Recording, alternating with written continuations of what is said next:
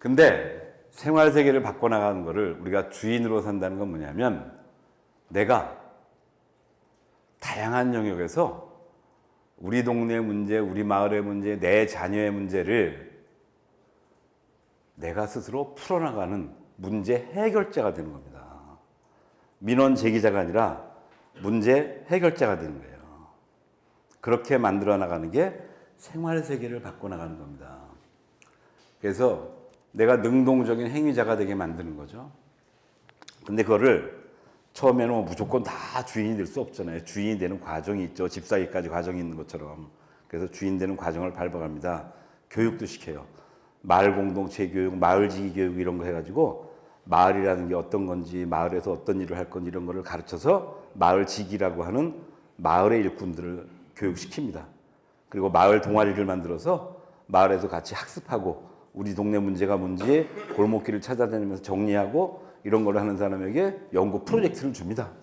그래서 300만 원씩 주고 1년 동안 연구하고 동아리 모임 해가지고 내라고 그래요. 그 문제를 찾아내죠, 스스로. 자기들이 해결해야 될 걸. 그 다음에는 그 동아리를 조금 더 3개, 4개 모아가지고 당신들이 그 문제를 해결하기 위해서 직접 나서 그러면 우리가 예산 지원해 줄게. 근데 그거를 다양한 영역에서, 왜냐하면 시민들의 관심사는 다양하니까. 그래서 교육 영역에서도 하고, 그죠? 마을 활동에서도 하고, 마을 공동체 만드는데, 협동조합을 만들거나 이런 경제 활동을 하는 데서도 합니다. 그래서 교육도 시키고, 협동조합이나 사회적 기업 만드는 걸 도와주기도 하고, 그들의 물건을 사주기도 하고, 이러면서 그 사람들이 활동을 하게 만드는 거죠. 그래서 교육, 문화, 복지 모든 영역에서 주민들에게 그런 생활 세계를 자기 스스로 만들어 나가게끔 그렇게 하는 겁니다. 그래서 우리가 금천 별밭두레단이라는 청소년위원회를 만들었어요. 청소년위원회를 만들어서 한 2년쯤 운영했는데 이거 갖고는 성에 안 차요, 청소년들이. 그래서 청소년의회라는 걸 만들었어요. 그래서 청소년들이 정당을 만들었어요. 위풍당당, 무슨 당 해갖고 4개 정당 만들어서 내각제 투표해갖고 정당 비례 투표해가지고 뽑아서 의원들을 뽑았어요. 금천구 고등학생 다 합쳐봐야 뭐 한 2,500명도 안 되는데 중고등학생 한 1,500명이 모여서 투표합니다. 직접 투표. 해가지고 의회를 만들었어요. 그래서 의회를 만들어서 얘네들이 자기 주장을 막 해요. 얘네들이 그렇게 하는 동안 그런 각 지역의 동아리들, 학교를 넘어서는 이런저런 모임을 만들어야 되는데 자기들이 모여야 될 거 아니에요, 쟤네들도. 모이기도 해야 되고 갈 곳이 없으니까 놀기도 해야 되고 그래서 걔네들이 놀 수 있는 지하 1층에서 3층까지의 공간 하나를 만들어줍니다. 꿈꾸는 나무 이렇게 만들어요. 1층은 카페, 이 지하 1층은 춤추고 뭐 놀 수 있는 그런 거울 달려있는 방, 노래방기까지 갖다 놓고 그 다음에 2층, 3층은 뭐 모여서 회의하고 토론하고 공부하고 이런 방 이렇게 해서 만들어졌어요. 운영권을 누구한테 주냐? 청소년한테 줍니다. 카페? 청소년들이 운영해요. 다. 50명이 모여서 일주일에 3시간씩 돌아가면서 카페 운영합니다. 근데 지금까지 사고 한 번도 안 났어요. 노래방도 완전히 폐쇄된 공간이에요. 그죠? 왜냐하면 방음이 돼야 되니까. 그 청소년들이 주인입니다. 청소년들이 주인이기 때문에 자기들이 운영의 권한을 가지고 있어요. 그래도 너희들이 운영해. 애들이 어떻게 하겠어요? 스스로 규칙을 만듭니다. 1시간 이상은 안 돼. 그다음에 뭐 이상한 행동하면 안 돼.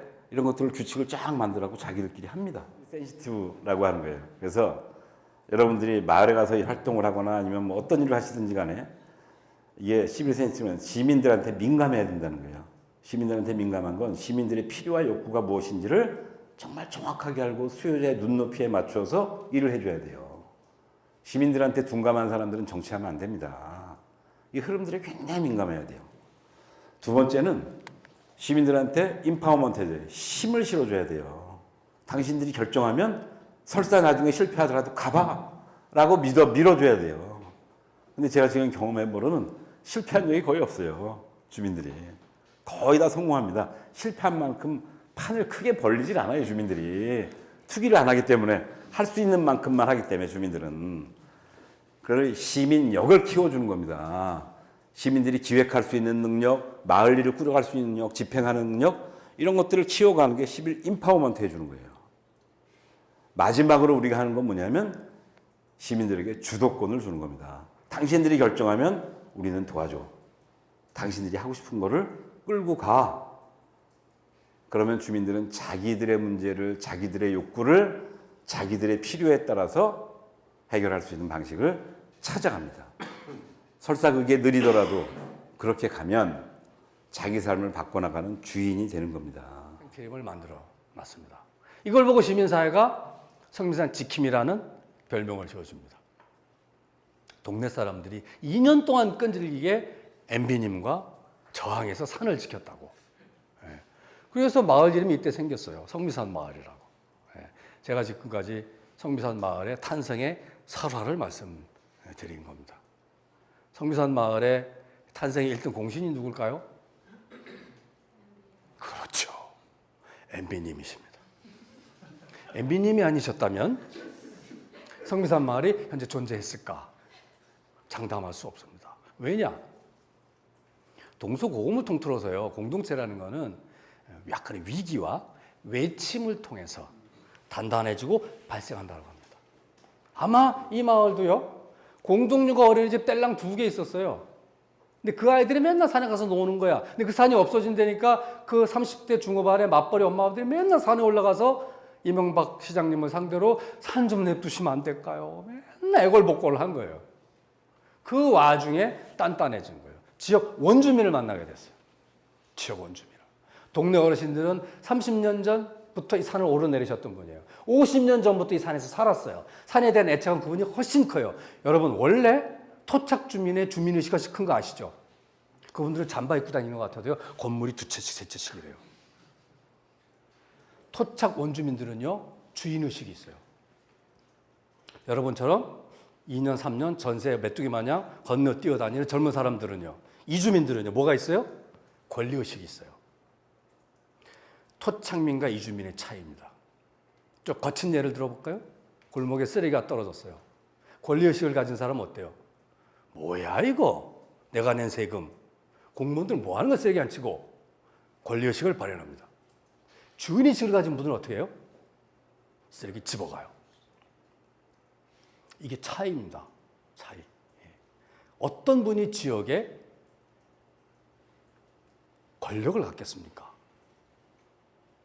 권력은요, 허상이고 이데올로기고 억지로 되지 않습니다. 일상 속에서 관심과 진정성과 애정과 스킨십과 관계와 노동을 투여할 때 부여됩니다.